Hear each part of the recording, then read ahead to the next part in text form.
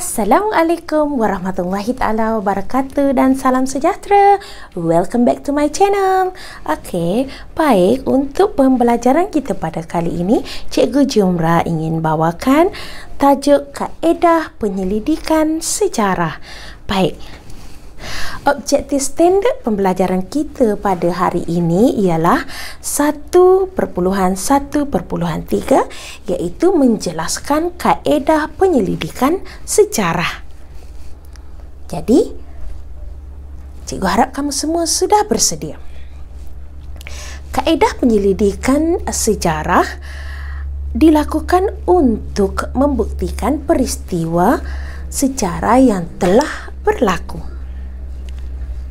Terdapat 3 kaedah yang boleh digunakan untuk mendapatkan maklumat sejarah. 3 kaedah penyelidikan sejarah ialah kaedah arkeologi, kaedah lisan, dan kaedah penulisan. Mari cikgu terangkan satu persatu berkenaan dengan 3 kaedah penyelidikan sejarah. Kaedah yang pertama iaitu kaedah arkeologi. Kaedah ini merupakan proses untuk mendapatkan maklumat daripada bahan tinggalan sejarah. Kaedah ini dilakukan melalui proses gali cari ataupun ekskavasi.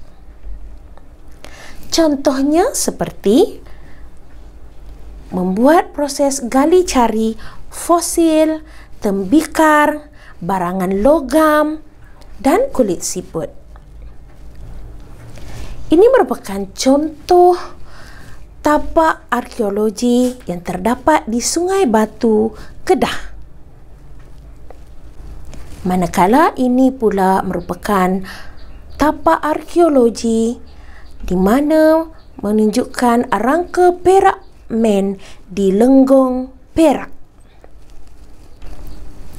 Selain daripada itu, terdapat juga bidang arkeologi maritim, iaitu arkeologi bawah air. Kaedah ini merupakan proses mendapatkan maklumat tinggalan kebudayaan manusia yang terdapat di dasar laut, sungai atau tasik. Contohnya, tapak kapal karam, struktur purba, dan artifak. Ingat lagi tak apa yang dimaksudkan dengan artifak? Ya, artifak merupakan tinggalan ciptaan manusia seperti tembikar, duit shilling, dan sebagainya. Kaedah penyelidikan sejarah yang kedua ialah kaedah lisan. Kaedah lisan merupakan proses untuk mendapatkan maklumat melalui temu bual. Individu yang ditemu bual dikenali sebagai orang sumber. Orang sumber terdiri daripada mereka yang terlibat dalam peristiwa sejarah, melihat atau mendengar peristiwa sejarah daripada orang lain. Terdapat beberapa langkah dalam penyelidikan kaedah lisan. Langkah yang pertama ialah mengenal pasti orang sumber dan menyediakan soalan berdasarkan tajuk kajian. Ini bermakna kita kena kenal pasti siapakah orang yang kita hendak temu bual berdasarkan tajuk kajian kita.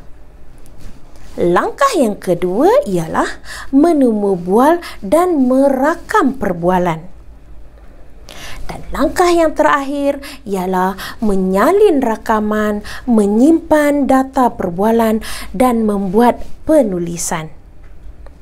Kaedah yang terakhir dalam penyelidikan sejarah ialah kaedah bertulis. Kaedah bertulis merupakan proses untuk mendapatkan maklumat daripada tulisan dan lakaran. Maklumat ini diperolehi daripada dinding gua, kayu, batu, dan bahan bercetak.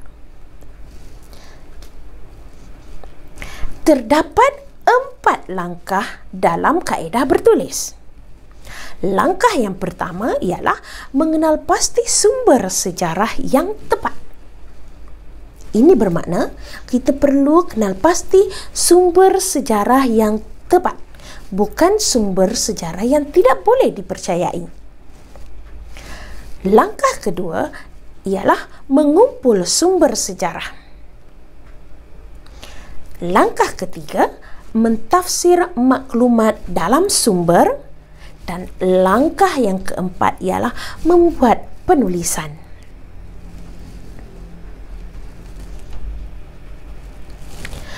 Pengkaji boleh memilih mana-mana kaedah yang sesuai untuk mengkaji peristiwa sejarah.